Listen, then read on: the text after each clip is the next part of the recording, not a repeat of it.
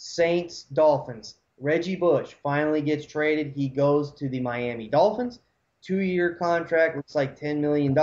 Now they're saying, hey, this guy's the feature guy, yada, yada, yada. They drafted Daniel Thomas to be more of that type of guy. Do you see them making Reggie a feature guy, or just, give him the ball as long as he's hot and doing well type of guy to start this season? Yeah, it's kind of strange on that one because you know, you got Ricky Williams over there. You got in with the other running back over there, and I don't know that they're not going to re-sign one of those guys. I think they're going to try to re-sign one. I think they're going to end up re-signing one of those guys, even though they drafted a running back in the draft. Just because it's such a short space of time to get this done. Anyway, I just have this feeling they're going to. So I'm not really sure yet. But if they don't, then I think he's going to be the number one guy first. Um, and they're going to give him every chance to do it. He's the kind of guy that he's not a true starting running back that you're going to hand that ball off to a bunch and run it up to tackle him, play any kind of physical offense with. But he's the kind of guy that in your backfield, he's going to make defenses always keep an eye on where he's at because he does have speed.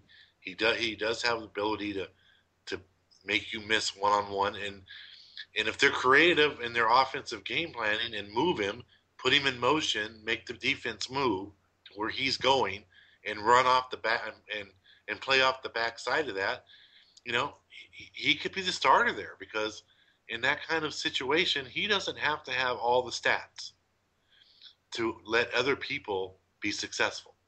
You know what I mean? The kind of guy who could play in basketball is the guy who could play without the ball in his hand.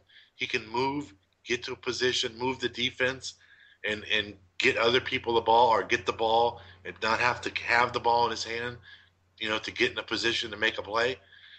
You can use Reggie Bush like that and do a lot with him. So if that's what they got him for and that's what they should have gotten him for, if they signed him, then I think he's the number one Okay.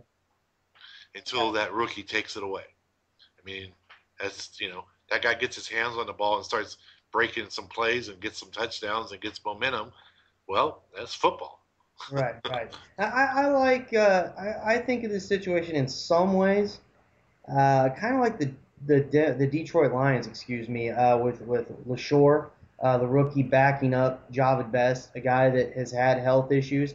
I just think as the season goes along, as I think Bush breaks down, even more so with Bush than Best, and that's when I think you see Thomas come in and have a strong second half. It's hard for rookies to come in and make an impact from week one if there's a starter and do it all the way through a season. They tend to hit a wall. But if they can start, getting that head of steam, maybe late October, that's the time you like to see them. And then they can take off and be strong the rest of the way. With Thomas, that's what you're hoping for there. But with Bush, yeah, he could ignite and have a nice start to the season for sure. Bush is the number one, but he's got a handcuff. And if you take Bush and you can throw the rookie on your roster and keep him there, or get him later, keep that in mind, right? Because, like you said, if they use these, they bring these rookies on later in the season. You've seen history where they can have a really big finish.